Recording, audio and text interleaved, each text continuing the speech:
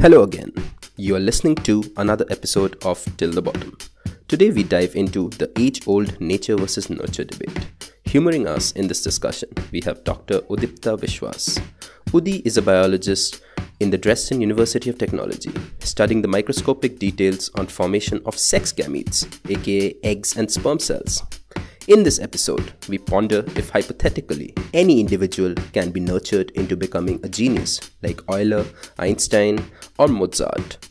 We realize that the answer is not so obvious and that nature and nurture are interconnected in a highly intricate manner via what the scientific world refers to as epigenetics. Curious to know what this is all about? Then let's start talking.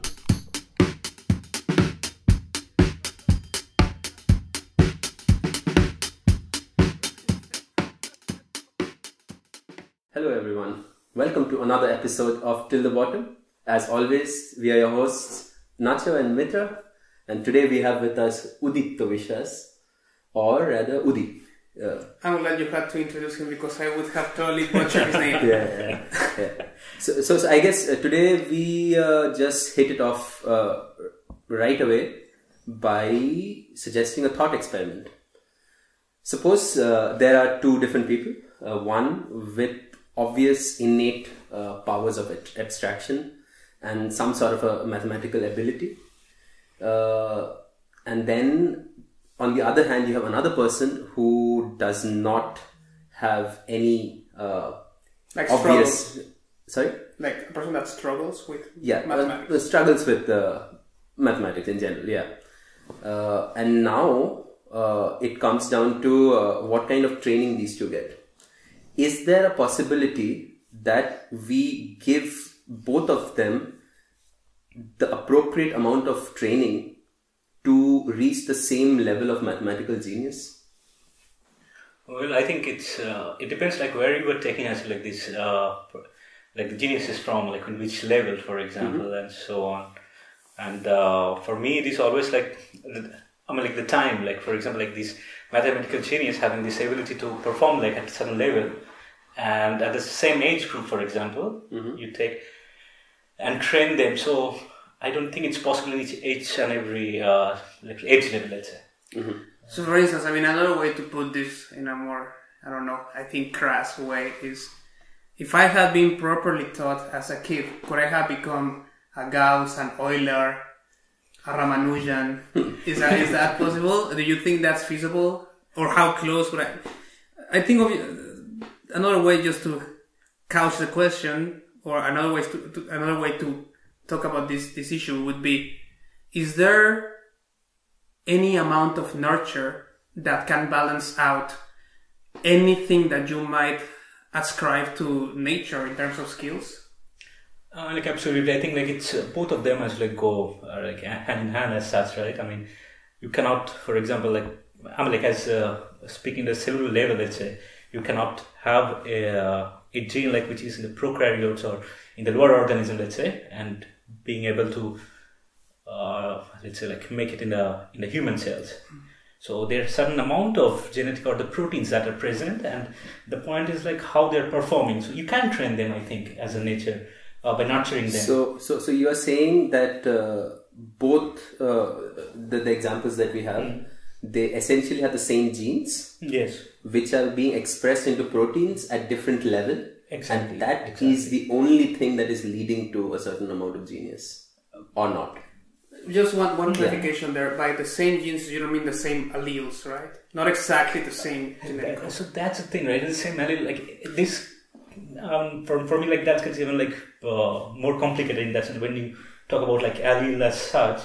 So, for example, like in the same person, like if there are two alleles, so one can be expressed more than the others, and that can come from father or mother.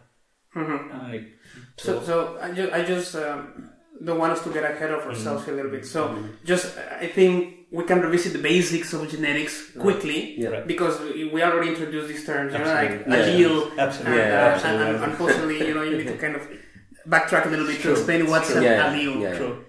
So would you want to?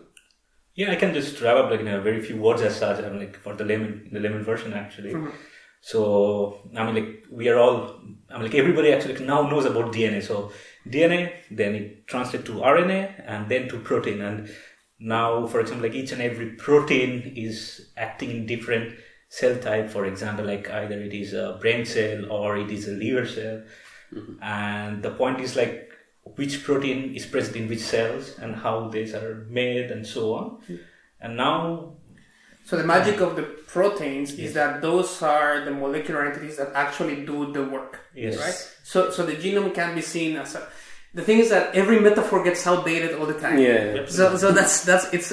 But it's there's a hard to keep cliche up with the generic metaphor where essentially you have some sort of a slate which has the coding or the... I was going to say the blueprint metaphor. The blueprint, Yeah. So there's a blueprint. Yes. Then these things is written down by certain workers, Absolutely. which is transcription. Yes. And then these transcript workers then go to a certain other part of the cell where these are read out and formed into proteins. Exactly. That's a building block, let's say. Exactly.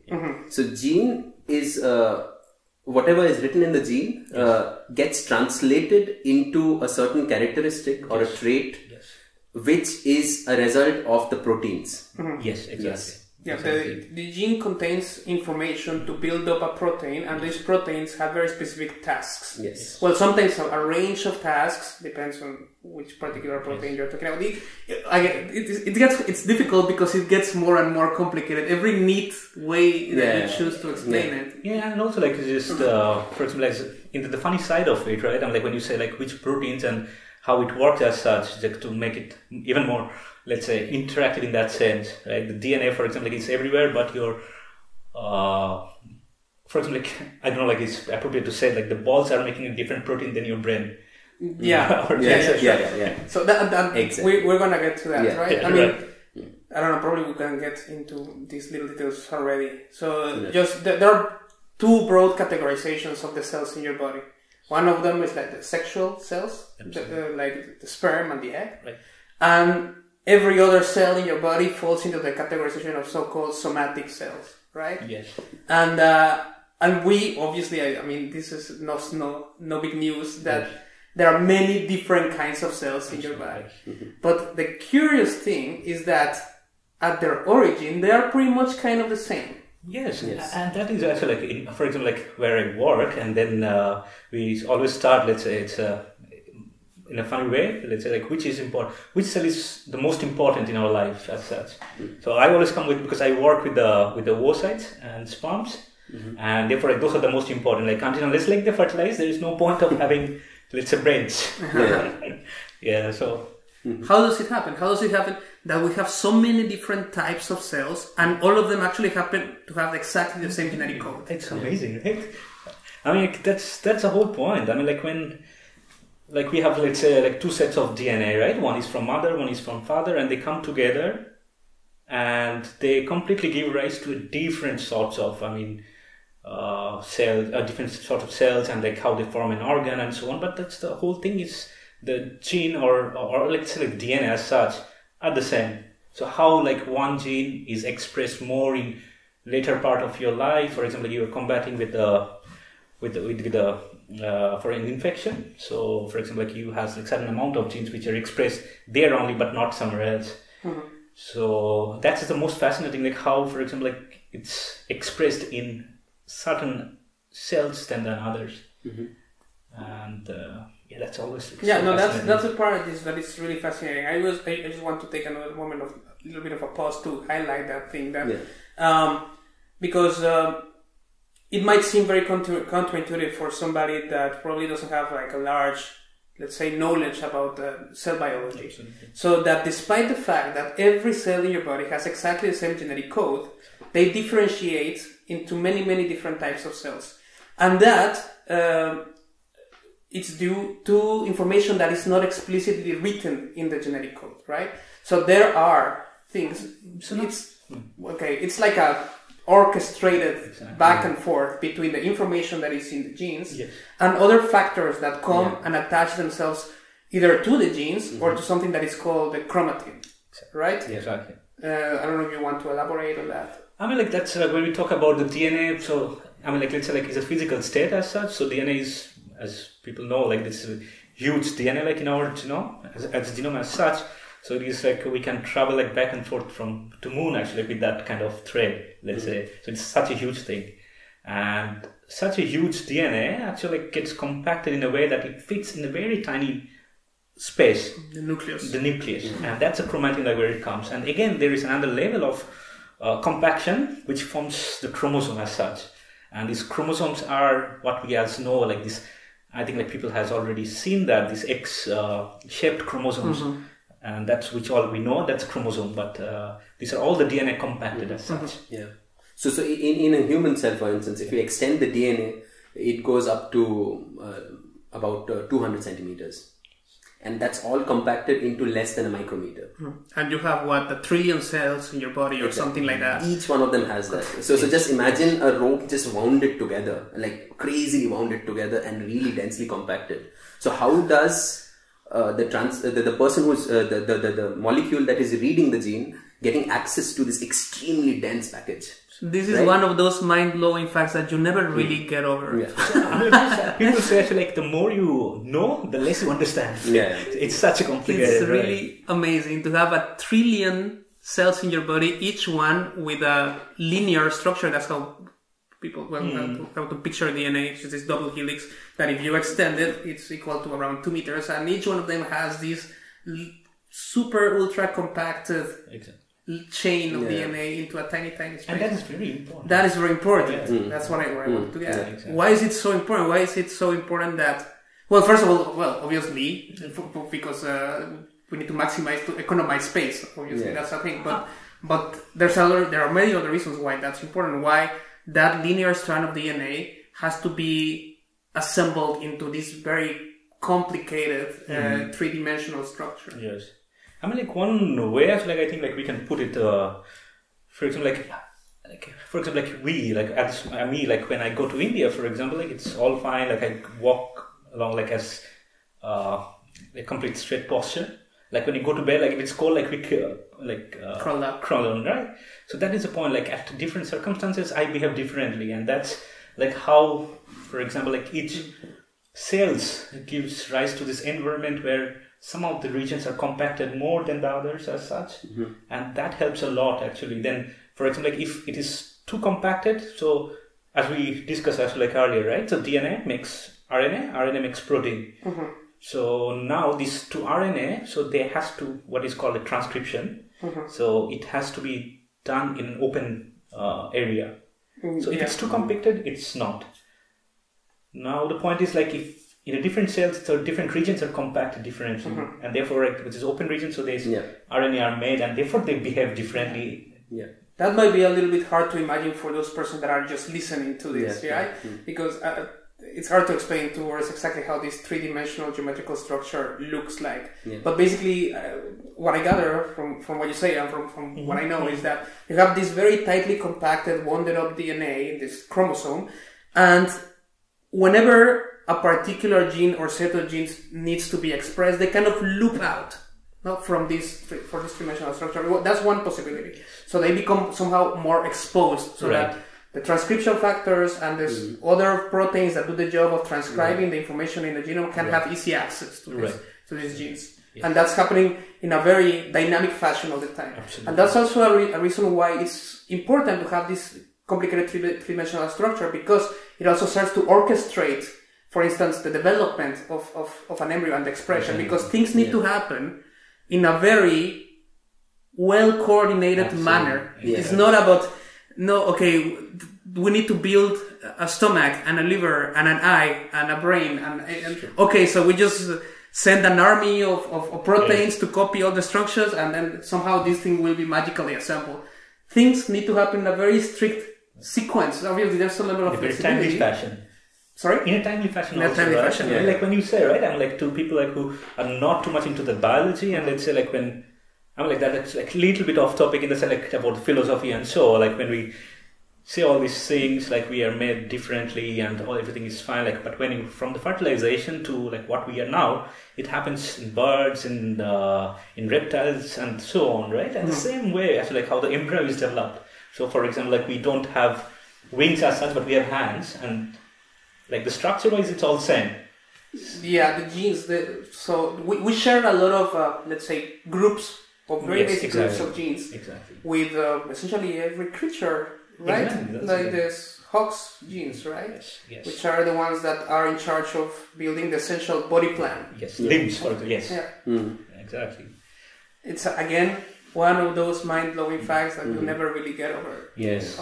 That you have the same set of genes as a fly, basically, and then you're. So that's the thing, right? Coming back to, if I can actually, with Ani's question, right? You said like the mathematical genius, for example, and then we are comparing with the non-mathematical genius. So the DNA is the same, right? So how can be that different than the mathematical genius? Now coming back to that, actually, because we mentioned alleles, and that was we kind of got lost along the path to explain what an allele is, because that might be important, right? Exactly. Otherwise, you're talking about twins, right? If every single gene is the same in two persons, then you're talking about two persons with exactly the same DNA, and you're talking about identical twins. But obviously, we are. I don't think we are twins with one another. So no. So obviously, there are visible differences in your physical aspect and in your skills, temperament, so on. All sorts of things that make one person different from one another. And large part of that, okay, again, we're going to get to this part of like how much you attribute to so-called nurture and how much you attribute to so-called nature, and how actually the divide is really not clear at all anymore. With epigenetics, is all about blurring that line. But the point, not to get into, we'll get into that for sure. But the allele part is that, we do have the same sets of genes, but there's allowance for a certain level of variation, right, in different genes. So those variations that come because of mutation are the ones that are responsible for the variation in the phenotypes of the population. Right.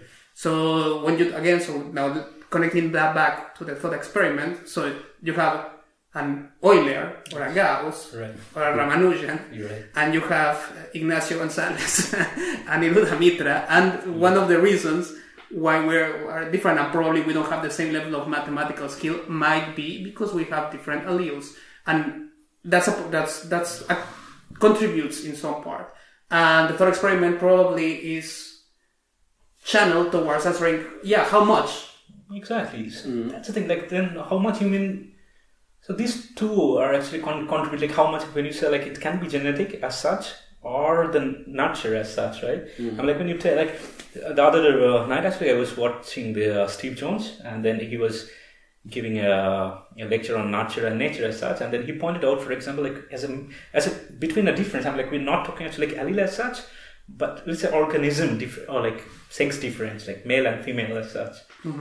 So it has been found out, like he showed actually like these the mothers with like male and female are like 200 to 300 folds, or like I don't know exact numbers, but much more towards male. So the males are getting mothered more than females at the age of, let's say, like the peaks between like 16 to 30, something like that. And he described that's only one. Like we can imagine, like the difference is like testosterone. We are more actually like do stuff, and we are more let's go and just grab a beer more than the females, let's say. Yeah. So, do you want to say something? No, just continue, finish the... Yeah, so in that regard, like it's, there is genetic, like testosterone is not that much in the females, so there's a difference. But they have seen, for example, like in the Detroit compared to London, the rate, for example, is 1,000 per million, compared to London, like where it's 20 compared to the males. Levels of testosterone. Mothers. Like male dying due to murders is much lower. Exactly. In London in comparison. Yes. And males are like murdered more. So then the question is, what is the reason to that? Exactly. So one is the testosterone you can see between male and female, because like we want to do, and then like in Detroit, for example, like it's thousands per million, and here it's, or like in London it's 20 something. So then he says like the nurture, for example, when you talk, right? It's like in Detroit there are guns, there are drugs, and all these things are rampant there. So that causes like the higher rate, but testosterone gives more boost to it, or the other way around. Testosterone is there, and the nurture gives, or like the environment, accessibility, gives the environment. So that is a very cool, nice example, I thought, to introduce as such. Yeah, but you kind of okay. Do you have something to say about that, or do you just? I'm still processing. Yeah, which way this goes. Yeah. Yeah, because usually when you face such a complicated problem like this one, and you want to talk about it in terms of how much does nurture contribute, or in other words, the environment, let's say, and how much stems out of some inherent essential nature that the individuals have. What people usually do is they try to assess, they try to find ways to experimentally compartmentalize those departments and say, okay, it's very hard to give obviously a numerical estimate, but just roughly speaking, if there was a way, if there was a reliable way to do this, what people would like to see at the end as an outcome of these kind of experiments would be, let's say it's 70% due to the environment and 30% due to nature and so on. I mean, that's the simplistic way of framing this, right? That obviously I'm struggling to find words to emphasize that it will never be as neat as this. But it is the case that you can, to some extent, divide the contribution of one aspect and the other, and at the border, things get very messy, and especially with something like what we know about today, like this whole field of epigenetics, which kind of provides an interface for nature to somehow retrofit into, for nurture to retrofit into nature, right? So in a situation like this one, the one you mentioned, do you want to jump in? No. Okay, in a situation like this one, the one you mentioned with the why the differences in violence in different cities. Yes. In this particular case, I mean, if I have to come up with some theory, and which theory I would favor the most, I would also be inclined to think that the environment is probably more responsible for this kind of situation. I mean, like but for example, it's like when we talk about this testosterone, right? That's a genetic thing. I mean, like you cannot have, like, even like if you follow like the females, actually, like it's not that much, right? So the point is like if the testosterone does, it's a genetic makeup. Yeah. So there's one actually like it's more violent than another sex, that's it. Yeah. When you put it in terms of sex, so that's a genetic, right? I mean, like genetic. We're not even talking about the epigenetics, like how, for example, like if but within the same Detroit population, there are some people, like suppose they're a set of twins, right? And one of them is more likely to commit murder than the other. Yeah, so you were talking as a nurture, right? Then I mean, like as like one. No, with the twins, the nurture element gets much more weaker, right? So that's the thing, No, the genetic element. You're controlling for genetics, right? Yeah. So again, like you were talking about, then for example, there are two different types. I mean, like we don't have to go in details, but this monozygotic, like where it comes from the same, let's say, oocyte and divides later on, and then there is a paternal twins. And then there's different genetic makeup altogether. Yeah. But the people are shown as like on the monozygotic twin, and like it is now appreciated more that they have a more variation than previously estimated. Yeah. So that's so personally, I think that there is one fundamental thing that when we get into this nurture-nature debate and how much nurture is influencing nature, we forget that the crucial differences already occur in the development stage. Yes. When the baby is in the mother, and all the nurture markers that were present in the male and the female, those get genetically expressed much more. And so suppose you have an Euler and you have me. Me too. Yeah. Actually, I wanted to put as like as a cricketing, for example, like I can be Sachin Tendulkar and he's not. Yeah. It is like an Indian thing, right? No, but I'm familiar with that. Sachin Tendulkar is a cricket god. I know. I happen to know that. I've been indoctrinated into the cricket religion over the years. The religion of cricket, right? Yeah.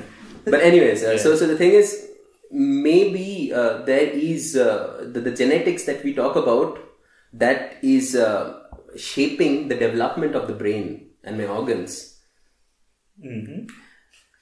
Is very, very different from in his case. Like there might be certain features that got accelerated.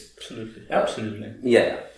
I want. Yeah. I want to pursue that line, but I want to be a little bit more specific about what exactly are these modifications that you're talking about that are happening. So let's get back to epigenetics. Yeah. So and also because there are some very interesting examples on particular circumstances that have basically set a science experiment without us trying to perform a scientific experiment. Things that happen.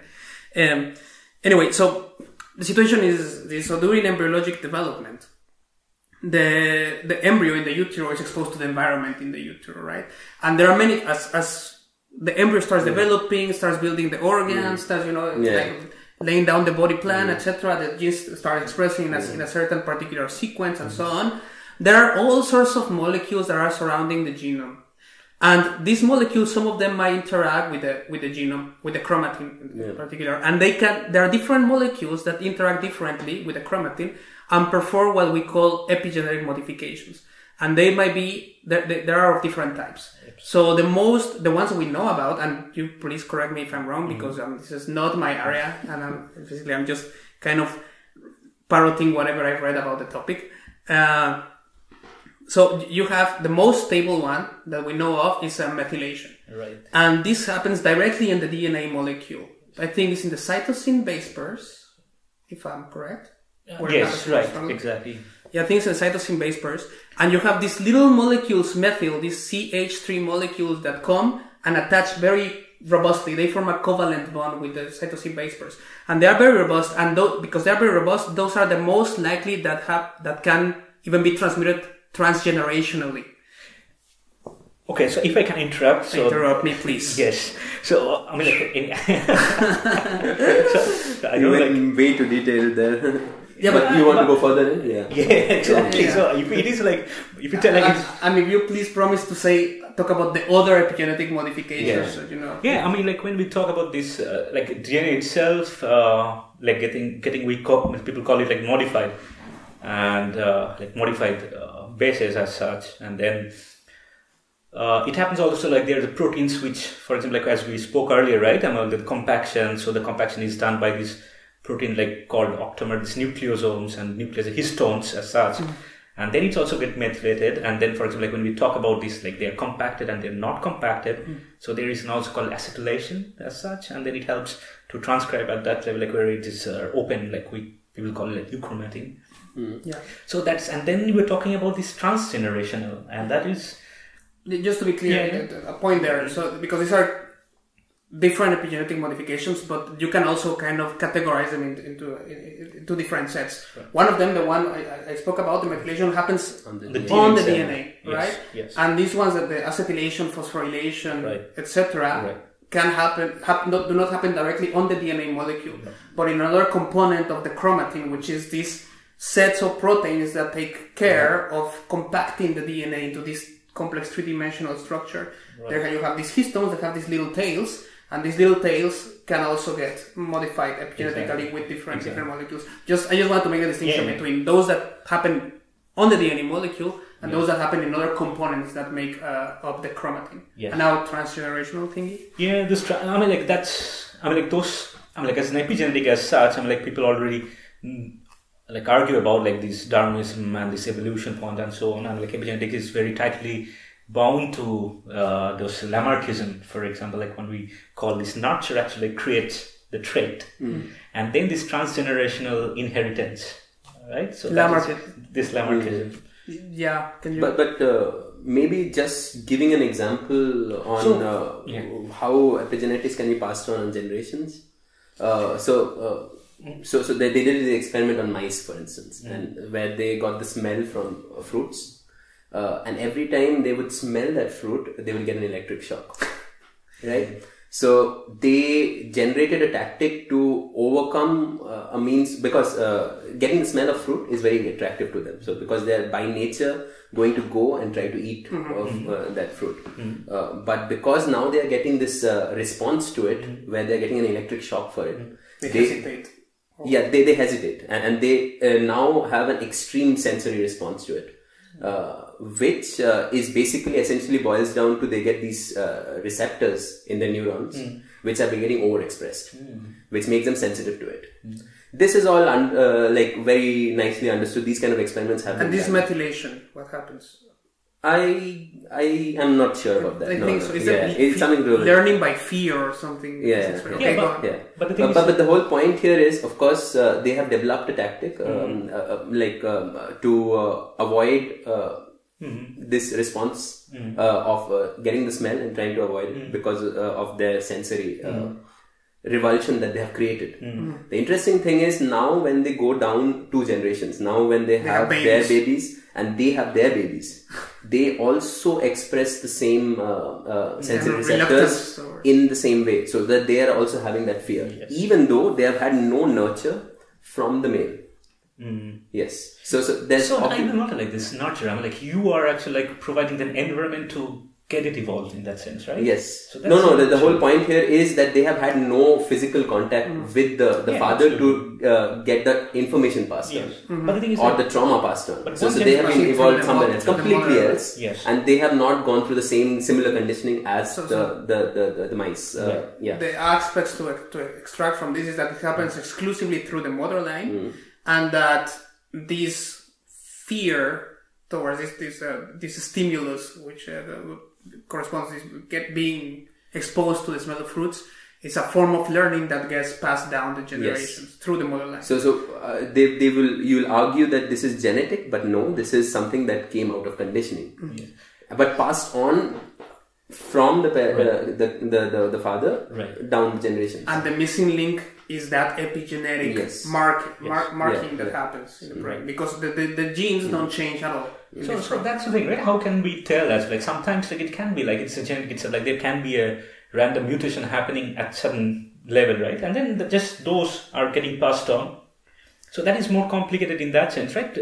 So how to say, or like how to show? So in this case, it was not a random mutation that was being used. So they did find find that. Absolutely, that's found. But there can be actually like when we completely say most of the time like it's an environment as such, it can be both like epigenetics as such, and there can be a mutation happening just on the DNA itself, like the base pair changes, and there is a shift of like the protein expression itself depending on the DNA coding. So when this random mutation happens, it happens also in the sperm cells. Oh, well, this random mutation, I mean, let's say that the gametogenesis as such is very, very robust. I mean, they don't allow actually like that kind of. But if you know, for example, like the sperm and oocytes, those are involved in the genetic diversity as such. So they have this kind of tolerance to a degree. Yes. Like any deleterious one or any mutations which is deleterious to the offspring, that will not be propagated. That will be gone out of the system. But still there is a window like when there can be recombined having a genetic diversity by what is called a crossover, which is very specific term, but let's say like when two DNA, like mother and father, like there is two type of two chromosome sets and they cross each other and then they repair in such a way that there is a one part from the mother and one part from the father, the whole chromosome, and then it can make a genetic diversity as such. So it cannot correlate directly with the epigenetics. So as you said, right? I mean, like then we're coming back to but here the question was that you got a response to stimuli and your body learned to react to something, and you're saying that could be due to random mutation. So that's the point. Like we cannot. So it will be very likely. Yes. So we're very lucky. No, because I wasn't aware that so let's say your response is basically due to. So for example, like when you think of it, like if you so that's the thing, right? If you let's say if we wanted to make a trait like that, so every time when you want to make, and like let's say like in a society, like philosophical way, if you wanted to make somebody like that, and then you give the stimuli like this, so is it possible that it is more in it's not happening because if you give it stimuli, it's a random chance. Even if you give it stimuli, there are like 10% of the mice will not generate that. So if it's like 100%, so 100% of the mice that have been generated, exactly. So it is not happening. So the point is like if it is an epigenetic, so it will be happening in every mice. So that's the way to rule out these two things. Yes. So the thing is, you're saying that suppose you have 20 mice, and now we are trying to get this kind of a response from the mice. If only 2 of them can survive this or create this revulsion, then it is because of some random mutations that they have already in their genome. If a minority of them. Yes. Okay, I get But in this case, you have 20 of them and all 20 of them are getting it. Right. So then it is some sort of an epigenetic toolkit that is applicable here. And here, the epigenetics is basically because of a certain stress situation, you have certain chemical marks which are in the time when they get this response is somehow getting attached to the DNA at the right place, so that a certain specific gene or a certain set of genes get overexpressed in comparison to a normal mice. Yes. Yeah, and more broadly speaking, epigenetics is at the center, I would say, of what we consider to be important or essential for memory formation and memory storage, right? And there are different kinds of epigenetic modifications that occur in your neurons, but these mechanisms allow, for instance, to store memories in the long term. So you have 2 parts of the brain that are mostly responsible for memory storage, right? One is like the active memory, the one that you use whenever you're doing any task. It's like mostly happens in the hippocampus, and then when memory is really settled for long term, it's in the cortex. And for that, obviously, again, the explanation for this cannot be a genetic explanation because the genes are not changed. The genes are constant throughout. And you still have this, as a matter of fact, you do have memories, right? You can store information, you can retrieve information, and so on. So there needs to be some other mechanism that is not genetic and is robust enough so that these changes in your neurons are stable. And So can I interrupt in that? Yeah, sure. I think that is an amazing part actually, like in that regard, in the whole context. You were telling like this hypo, like in the brain, like it gets mutated in a way, like there is an epigenetic mark. But the point is like the reproductive system as such doesn't know that, like things are going up there. So how it is that happening? No, that's a good question. Yeah. Yes.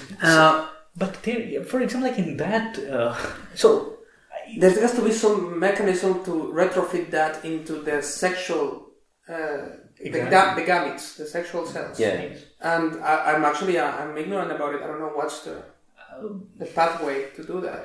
So that's that's one of the part. Like it's an active field of research anyhow. So the point is like whatever comes up, like it is just a like small examples or like this. So I mean, like one of the things is like suckling and the mother care, or maternal care as such. So one of the very exciting topic for me. I mean, like I think like for everyone, like how, let's put it like go like very slowly because it's a very difficult topic. Are you going to talk about mice? We'll come to the humans. Right? I'm like to mice also because that's to humans. That's to humans, and because I also have other examples that I want to throw at some point to just to convey how important, how transcendental this field of epigenetics is. And anyway, so if we are now in the business of throwing out examples, okay, let's do it. Just sorry, I'm like like it has been or like it's been discussed as such. I mean, like this like as an evolution, or the human evolution, let's say from the primates or from these other organisms as such.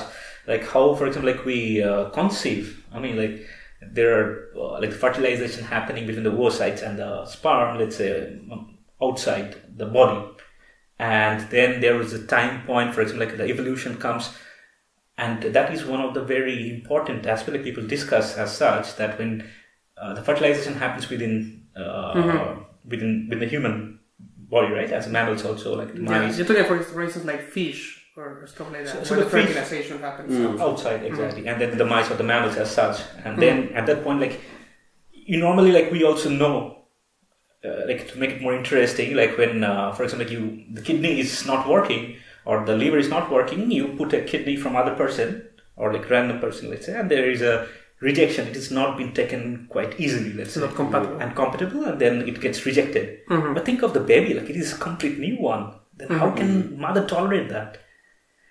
And in that aspect, like when you were talking about, it's not only a kidney; it's a whole bundle of organs. Yes, absolutely. I mean, like that's an example, right? So, but as a child, like when the mother actually bears a child, and there is this co-adaptation between the maternal and fetal kind of interface as such. And then the mother, for example, like in hypothalamus that I was telling, right? Like to have the baby actually like into the womb, like the placenta can tell, like stop being fertile at this time, like when I'm. It sends a message. Hypothalamus, and then it has been shown, like hypothalamus, the type of epigenetics that we're talking. Hypothalamus. Yes, hypothalamus in the brain of the mother, having the same. For example, there is a gene called PEG3. Yeah. There is this one specific epigenetic modification happening, and that's like telling like I have to produce milk, I have to produce these, and that same modifications are being are in the womb and in the embryo happening at the same time. If I remember, like it is, it has, let's say, like when I don't know like the timing as such, but that epigenetic modifications is there in the embryo itself. And the placenta. And in the mother too. Yes, and the mother too. And that is, for example, like when they have these knockout mice as such, they see like the embryo in the later stage having the same phenotype as like when they have maternal or the hypothalamus of the mother has been... You just quickly, knockout means that you cancel the expression of a particular gene. You delete the gene. You remove it, or you it can even happen with methylations. If it's very abundant, then one gene gets cancelled, cannot be expressed, cannot produce protein, and that gene is gone. Yes. Okay. Yes. And that actually, like how, for example, the hypothalamus and the placenta itself are getting this signal, right? And so it works in a way. But how, for example, like I don't know, when like they only say like there is an imprinting happening already by something. So now why? That's $1 million question, I guess. And that's where that's $1 million question. That's at the frontier. Yeah, but it's amazing that we get to know that this is happening at all. Now the question is, okay, how? Let's find out what the mechanism is. So we don't have a very clear idea. Like we have some hypotheses. I didn't read that much, but like those. I mean, like people talk about these non-coding RNAs and like how they're shuffling and there's some kind of like. But how are they passing on? Going through your bloodstream or your neural networks? Surely they don't teleport. It has to be the bloodstream. Or something like the one obvious thing, I think like it is true in that case also, but I cannot remember, but I can relate to the hormones that they produce during the pregnancy has lots of messages. So this endocrine axis, like neuroendocrine axis. True. But the point is like then, like how they say actually that gene has to be genetically modified, not other genes as such. It's an amazing system. So you were talking about this genomic imprinting as such, right? So how the mother and the... Yeah, and it's different. It happens, the effects are different if it happens through the mother line or the father line, right? Exactly. There are some examples I mentioned earlier that there are these cases, these recorded, well-documented cases of essentially scientific experiments, very tragic ones actually, happening in whole villages and in whole towns during certain periods of history. And that have, for all the horrible outcomes that they also produce, there's people have learned a lot about them in terms of, for instance, epigenetics. I don't know if you've heard about the Dutch winter famine, right? I think that was one of this Overkalix series, and the Overkalix in Sweden. So I wanted to bring out those two examples. I'll probably start with the Overkalix case. So this is a village in the north part of Sweden. So as north as you can get. And it's probably not hard to imagine that they have a hard time growing crops and harvesting, right? Because the weather is obviously very extreme. They have 6 months of summer, 6 months of winter, and both the winter particularly is very, very, very harsh. So how people have survived in that particular village is by harvesting everything they can during the summer and then use that and put it in stockpiles to feed themselves throughout the winter where the earth doesn't produce anything. So they use that to feed themselves and also to feed their animals and then to basically sustain the whole village. But weather is capricious, seasons are capricious. So there have been some seasons in which the harvest is very, very poor and the whole village goes to the edge of starvation during the winter. And there have been other seasons where the opposite happens. There's an overproduction of harvest, and they basically feast themselves during the winter. And now Swedish people, just because they are Swedish, I guess, have this habit of keeping very detailed, methodic records of everything. So nothing against actually, he's praising actually. It's a good thing. Well done, because this was a gift to 21st century science, turns out. Yes. And so they kept records of all those years that were basically famine years and those years that were feasting years. And they also have very, very good genealogical records. And here is where it gets a little tricky also, even to make the correlation of the things that happen, because I think, if I remember correctly, what a couple of researchers did was to track down throughout Sweden those people living today who had grandfathers. So they were looking at men only, and tracking down their grandfathers that were alive in 1905 or something like that, or in particular years that were famine years. And those men today, those grandsons today, that are descendants of grandparents that went through a famine year and that actually happened to be during their puberty, this is critical, actually a critical part there, were more likely to die younger, significantly younger. Actually, there's a 6 years of difference between those that come from grandparents that were living throughout no, it's the other way around. Those that came from grandparents that had hit puberty during a feast year were more likely to die younger than those that came from grandfathers that lived their puberties throughout a famine year. It's a little bit counterintuitive. That's why it's hard to get the correlations right. But but that's what happens. And there's a 6 year difference in life expectancy. And actually, when you control out for socioeconomic standards or something, the gap increases to something like 30 something years, which is it's an incredibly large gap. And the key point there is that this only happens. The effects are only seen in those that come from the grandparents that hit the puberty during those years, because those are during the puberty is the time where the testes mature, and so these epigenetic markers are being imprinted on the testes, and therefore in the sexual cells, in the sexual cell lines. And I read about this, and I read about the struggle from these researchers to try to get this data published. And they tried, I think, over 10 years to get it published. And what they say is that the people from the journals were not even looking at the statistics and grappling with them. They were just telling them, this cannot be. This is wrong. This cannot be. And this guy, Bergen or something, that also sounds quite traditionally Swedish to me, joined forces with another guy in the UK who was studying a kind of similar, well, not similar, but a related phenomenon on how certain syndromes, genetic syndromes, are expressed differently in the patients depending on whether the syndrome came from the mother or the father. So he looked at the deletion in chromosome 15 of a particular gene. And whenever the deletion came from the father, the patients had something called the Prader-Willi syndrome, which is something that I think apparently they cannot satiate their hunger and they just keep on eating and gaining weight. And when it came from the mothers, they had the Angelman syndrome, which is like some kind of severe mental retardation.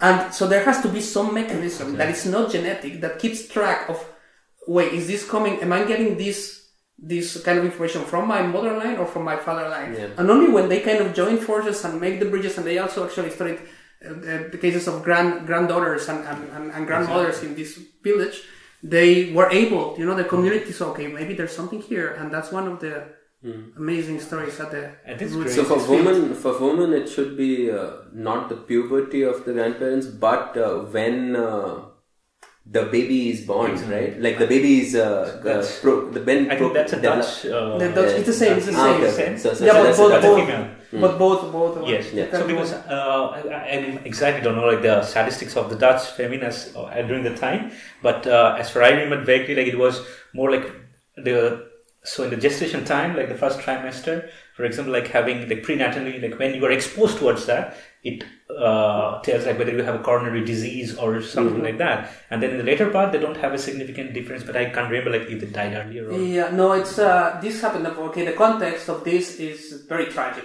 That's why I made the introduction in the beginning, kind of try to signal to that, because this was during the last year of the Second World War in the Netherlands, the last winter of the Second World War, so the winter of 44-45, where the Allies were making huge gains already in the battlefield, but they lost one crucial battle. I don't remember now which battle. The Arnhem. Okay, we can check that out. Some particular battle, and because they lost that battle against the Nazis, then the Nazis were able to keep isolated a particular region of the Netherlands, of the north of the Netherlands, and they cut the food supply to this region as a retaliation, because I think the Dutch governors imposed some sort of sabotage in the transportation lines to kind of cut down the transport of supplies to the Nazi army. Okay, I'm going into it. The point is, I just wanted to make kind of build up the atmosphere to show how tragic this was. Not a scientific experiment per se. This was just a tragic happenstance of history.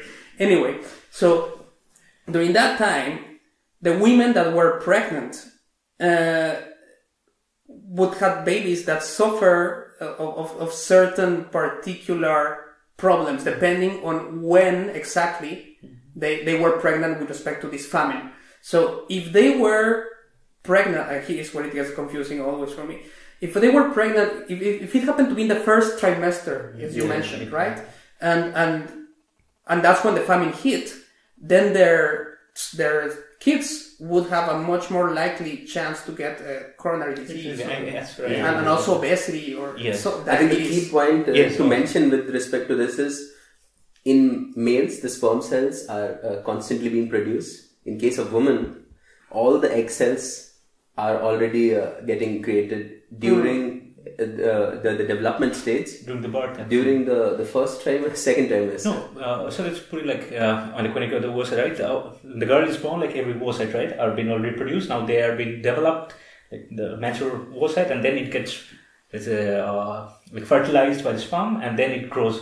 Yeah. And then this placenta, the implantation, and then it goes to different gestation time, and then. So the development for the neural crest or like the neurons and so on happens in different time points, and then how the environment as such can. No, but the key point here is for women, the epigenetic imprinting already happens when the baby is being developed in the egg cells. For a certain kind of certain and once that is exactly why the grandmother is so contextual to the second generation. And with males, it needs to happen when they hit puberty or something to have that kind of. So in principle,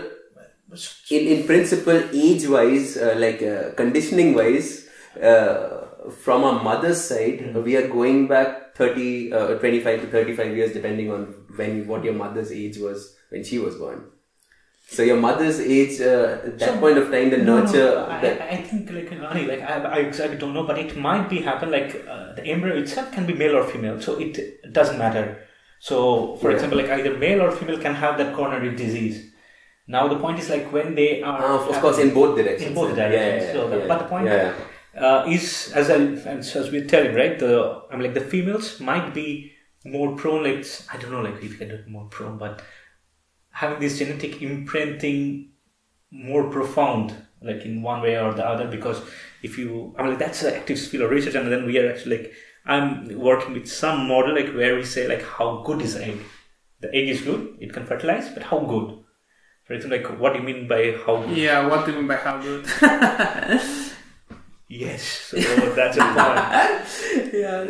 Is it it sounds almost like a value judgment kind of question, but I suppose you mean how good in the sense, right? Genetically, for example, viable or viable and how, okay, so there is a spectrum, right? People argue how good in the sense how. As you want to be the oiler, right? So how good oiler you want to be, and how, for example, not to have let's say, this coronary artery syndrome, or like this Down syndrome or something. Good. Now, you want to say something? No, I want to ask something. Ask something. So nowadays we can read the human genome, right? Actually, for quite a little amount of money. Can we also read some epigenetic Epigenome. Yeah, Like absolutely, we yeah. do. Yeah. Is it quite easy to find that out? Yes, I mean, like it's quite fun. I'm like, for example, like when you take a DNA and then you make this one, and if you preserve actually like the marks out there, so you read accordingly, like what is it. So I think like it is easy. And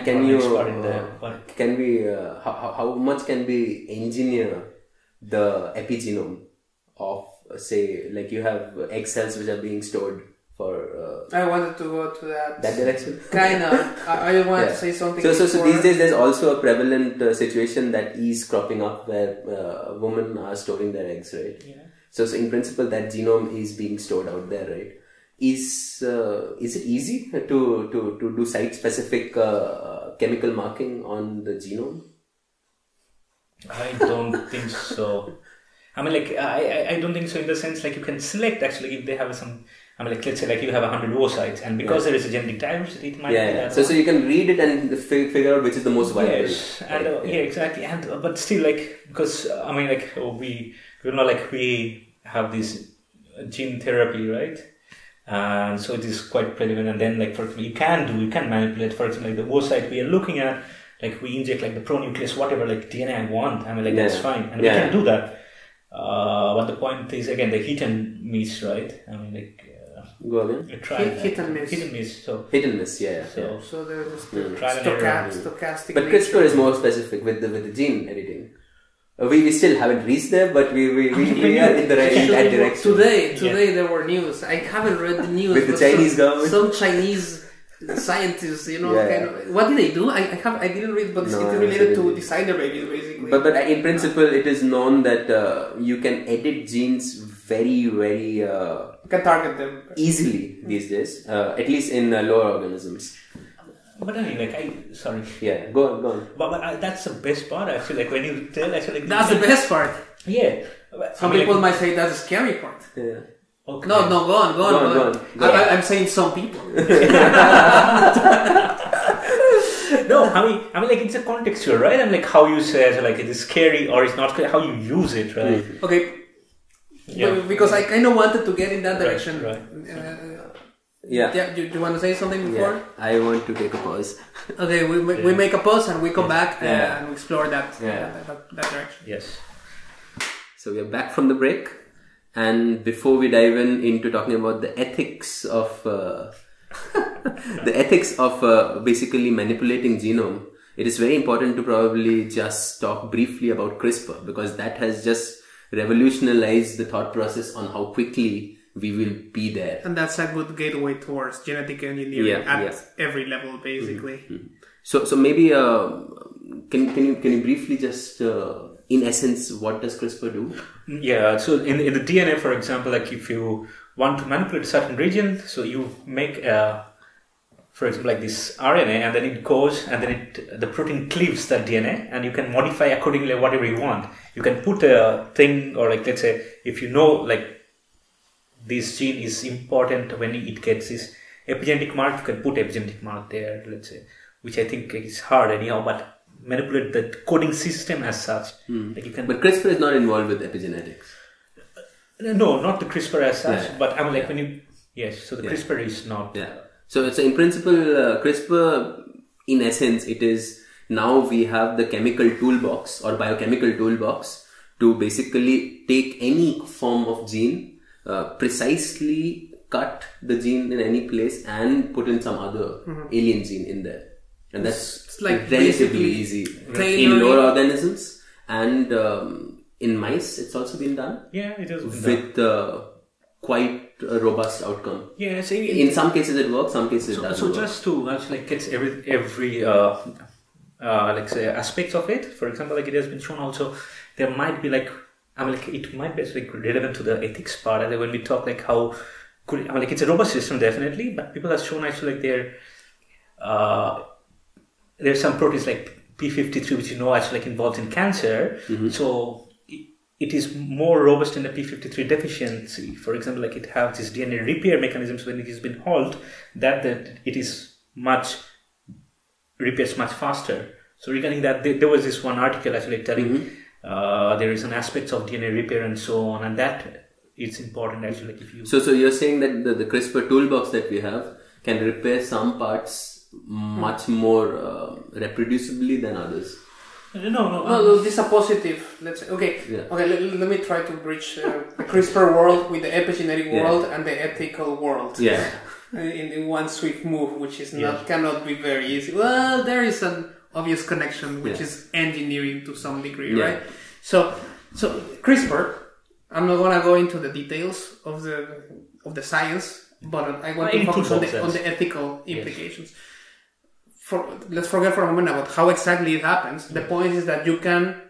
It's a tool that you can use to edit the genome of people, even or of any organism, and basically engineer genetically at the genetic level whatever organism you might have access to through this particular technique.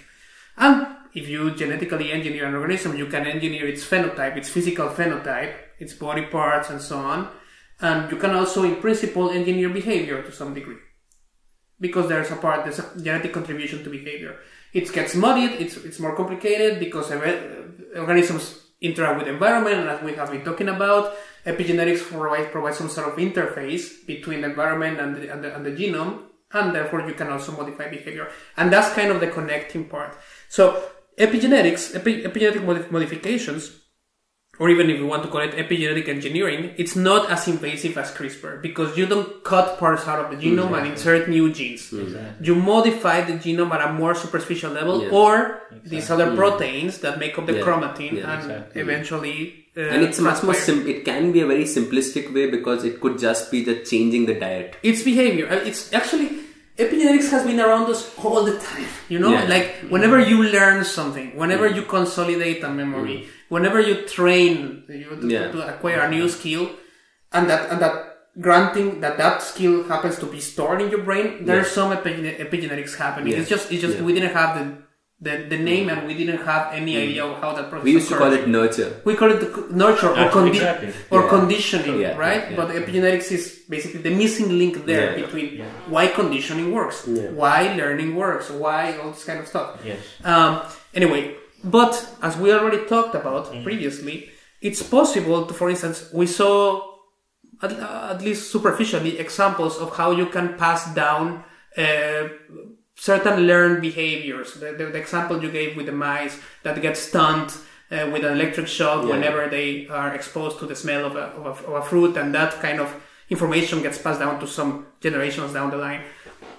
So in principle, I mean, let's get all science fiction-y here. You can take that to some extent, to some larger extent, to a more advanced degree. The possibility might be open to engineer what people learn and consolidate memories and consolidate some psychological and cognitive factors of people's brains or organisms' brains through epigenetic modifications, and not necessarily get all invasive and change the genome of the creature.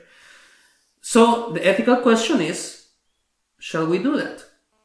Shall we make programs to, for instance, turn a Nacho or a Mitra or a Nudi into an Euler or a Ramanujan or I forgot the other guy that I mentioned before, this guy... Gauss.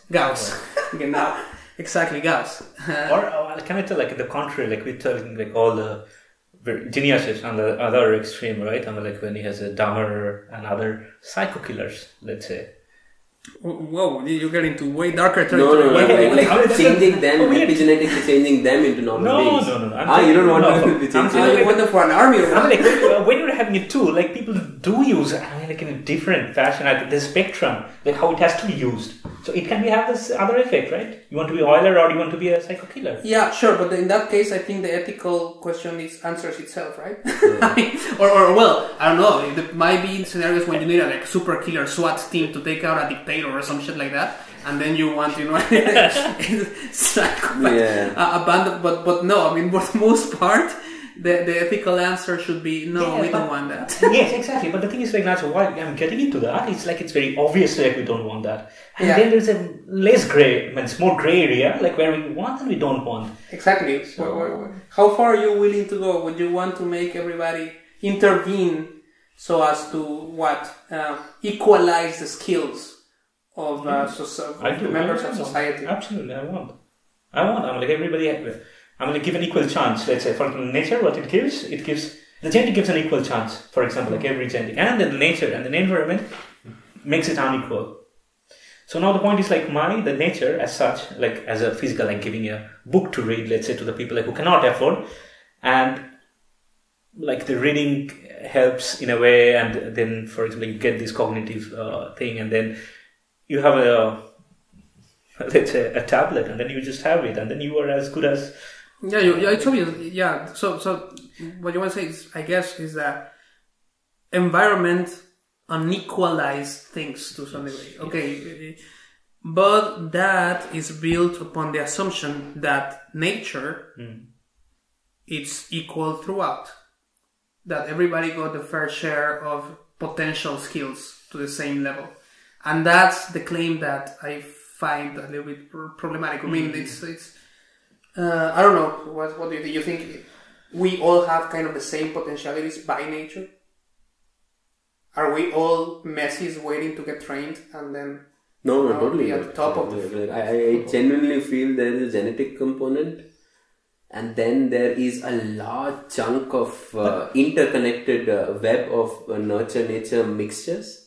And then there are purely conditioning based, like for instance, girls like pink and guys like blue, like things like that. Yeah, completely flexible. Yeah, completely flexible. Completely culture, like, arbitrary. Yeah, exactly. Like the rules that the Bible gives.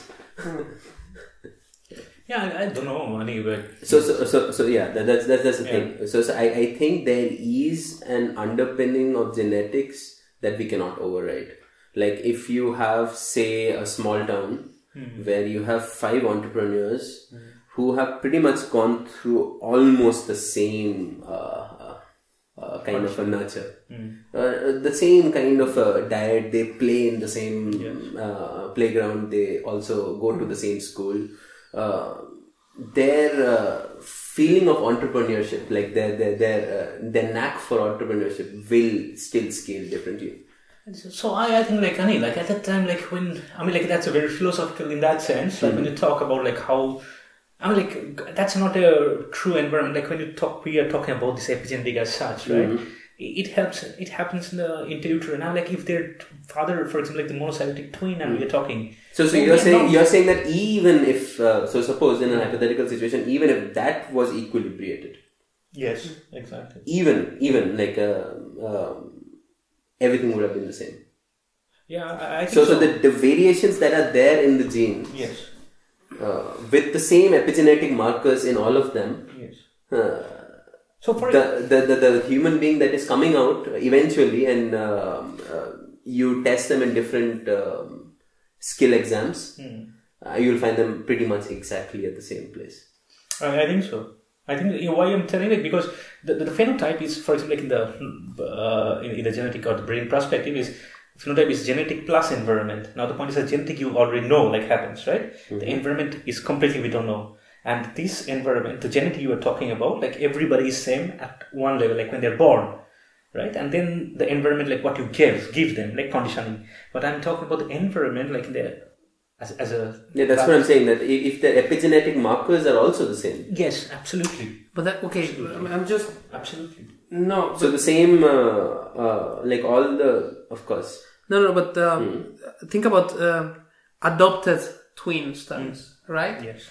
I think those are very good pieces of evidence towards signaling or towards making it evident that nature, in the sense now the simplistic way in which we have been using it, meaning genetic contribution, has an important word to say about this, because when you have twins that are separated at birth, and then they get adopted, and then they go to different families with different socioeconomical status or with different practices, one family might have a lot of books in the house, another one might have no books in the house, one have like a tradition of being sportsmen and sportswomen, and another one doesn't, and so on.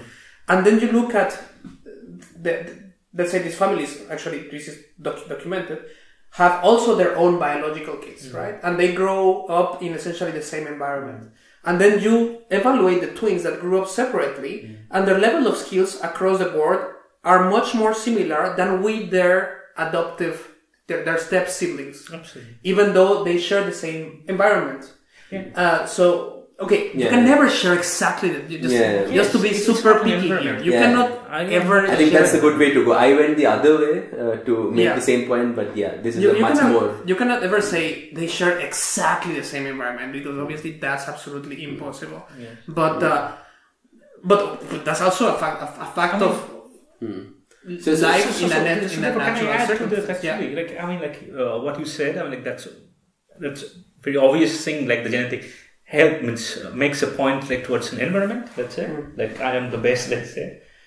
Now, in the Louisville experiment or so, there was this monozygotic. I don't know, like it's monozygotic or parental twin, and they share the same womb at the same time, right? And then, like one of the kid was smaller, and the the other kid was like a little bit bigger. Yeah. But they're twins, and so because the nutrition the small kid got less nutrition, and therefore they didn't share equitably in the environment of the womb. Exactly. So they actually started to do this study actually on these twins, and their IQ, for example, was at the starting was like really bad. I mean, really different. So the kids with the smaller was not as good as bigger one.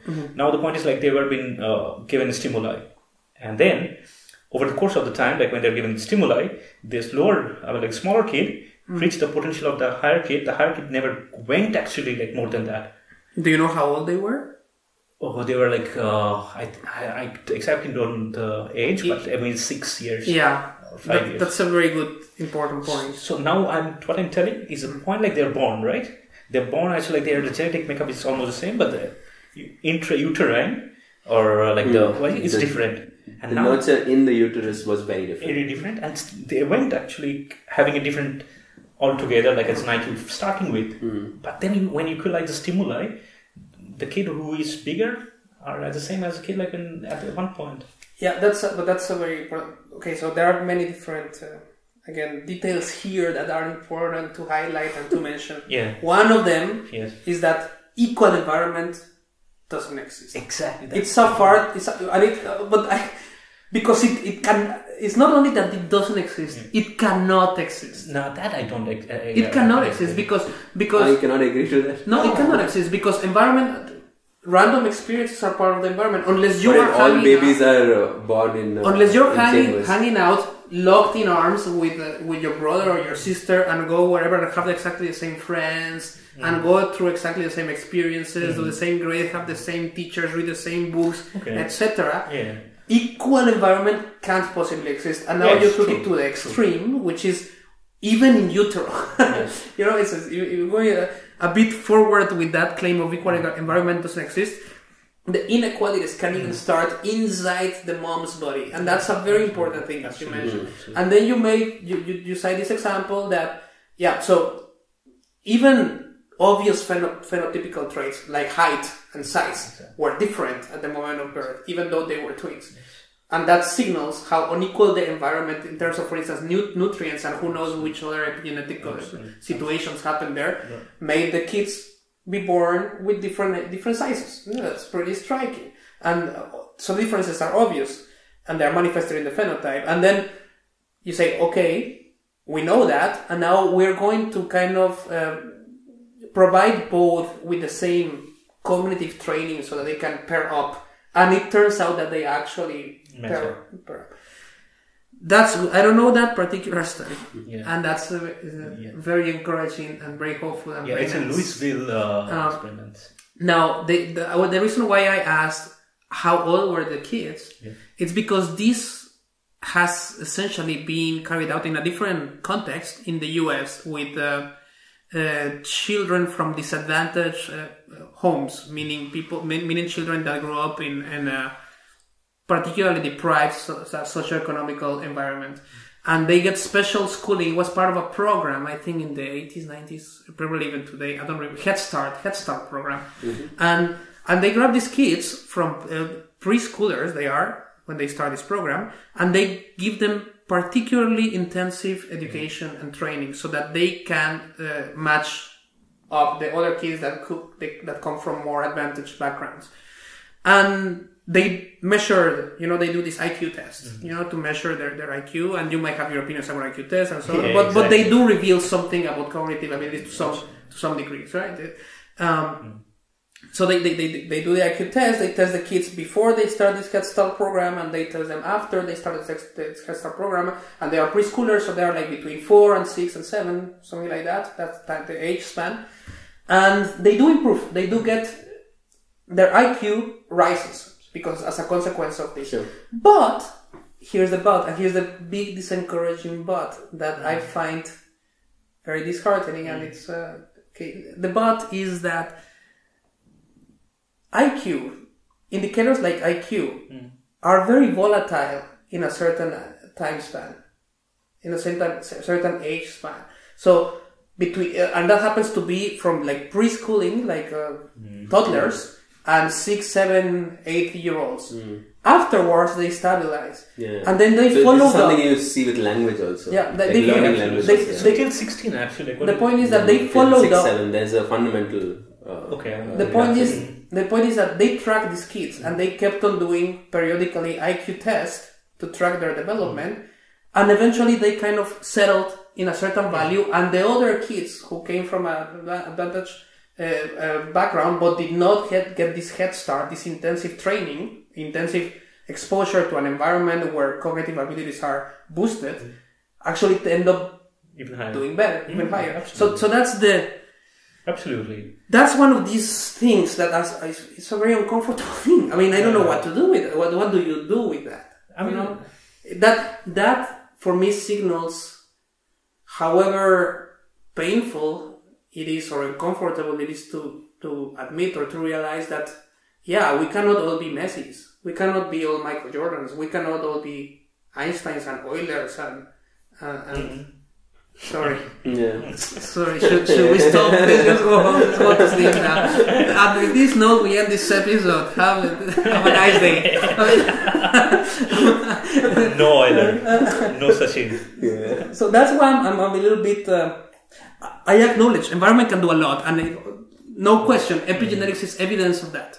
If you wanted evidence, it's there. Yeah. But how much? So as to equalize the skills of every member of society, that's where I'm like, I don't think that's possible. Well, I don't buy it also. Yeah. I don't know. I mean, like, we are actually like talking about like the exact. I'm like, definitely. When you were telling us like this, so the heritability as such, right? I'm like, there is always, let's say, in the breeding as well, that is more pronounced. The heritability, like how, for example, the genetic variation is and the phenotypic variation in a society, and then it reaches actually like after at some age. So that's why I'm 16 or something. Then the genetics actually like shows like that's the mark. But again, like we cannot blame that on genetics. I mean, like, we are good, we cannot blame that. And if you are a robber, for example, like, we cannot tell like it's because of genetics. I mean, robber, right? That's the temperament. Yeah, of course. This kind of evidence should never be used to make the argument. So why bother? Exactly. Why should we even try to do programs like Head Start? Yeah. Obviously, that's good, right? Because it's also a statistic thing. There might be this particular case of this particular kid who, if he didn't have access to Head Start, he would just become, a gang member. But turns out that afterwards, probably he didn't perform as good as the most gifted person in his class, but he made a life for himself. He got a career, etc. And even some that, for whatever reason, they actually turn out to be like diamonds in the rough. And then thanks to programs like Head Start, they get to exploit their so I'm thinking visually, like, for any trait we talk about, or a lot of people talk about it, like there's like a bell curve like distribution of how good people are with respect to that trait. Like you have something like a bell curve where you have people on one end who are extremely good and people on the other extreme, who are extremely bad, and then most of the people are in the middle of that band, right? So what do you think? Like epigenetics could shrink the size of the middle part of the standard bell? deviation. Like the sharp So make the bell a penis or something. Okay, forget. Now we can start we can stop the episode there. Okay, now with that mental imagery, now what's your answer?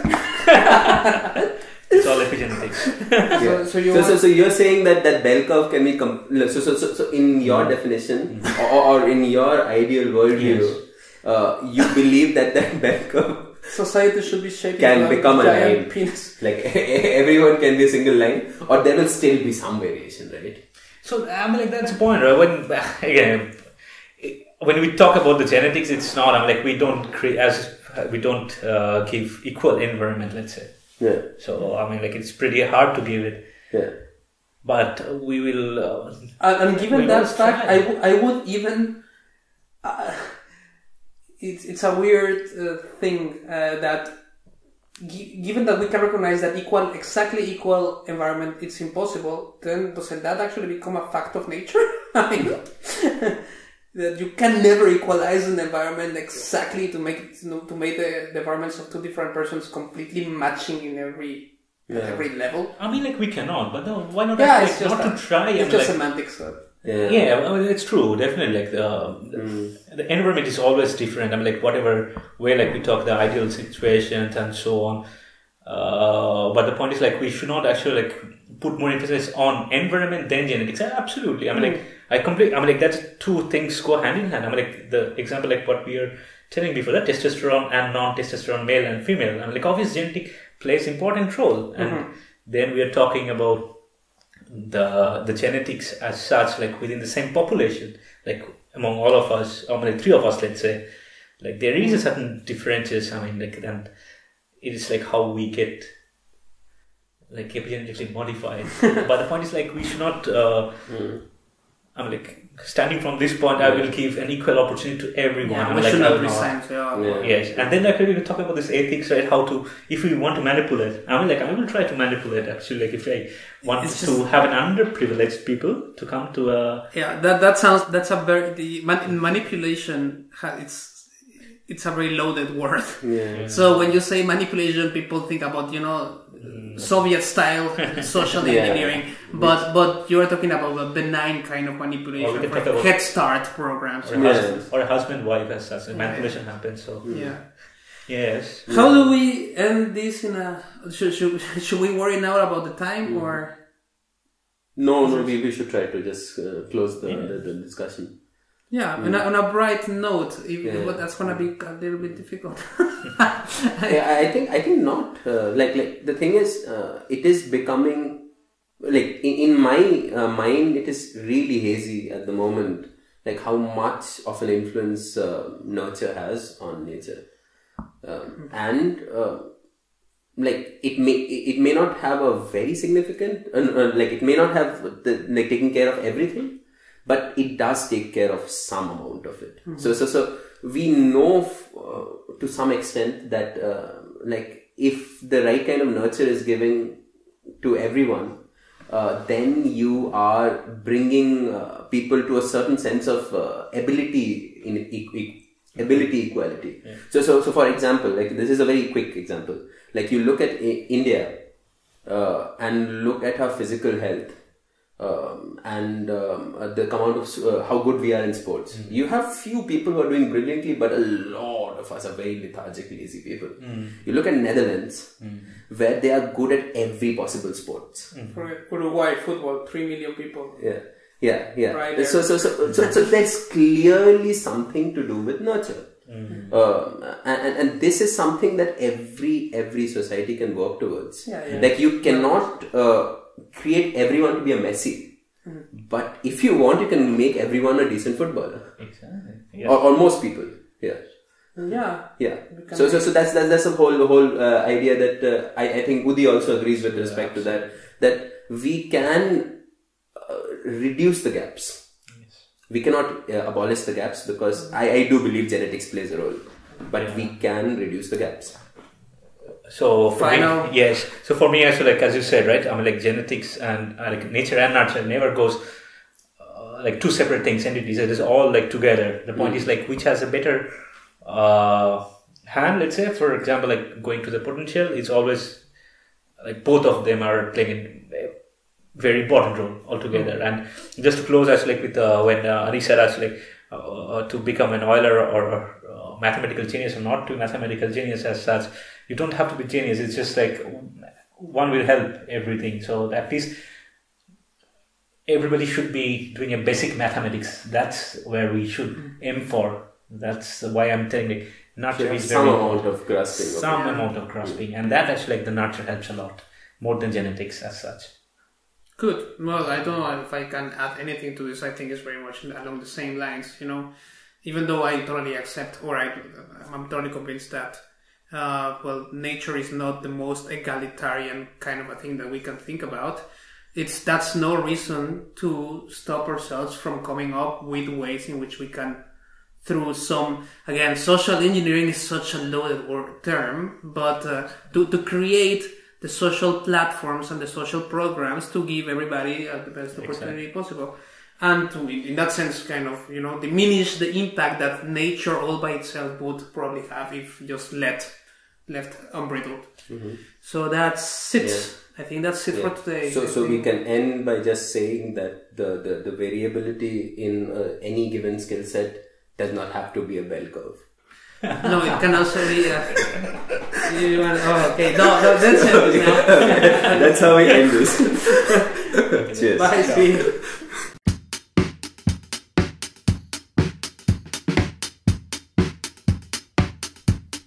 If you like what we do, please help us continue doing it simply by subscribing to our Podbean or YouTube channel, following us on Twitter, liking us on Facebook, visiting us on our website tillthebottom.com, or simply spreading the word. Find the links in the description below. The music you hear in the background is a track called Face to Face, performed by Daphne. Thank you for listening, and until next time, cheers.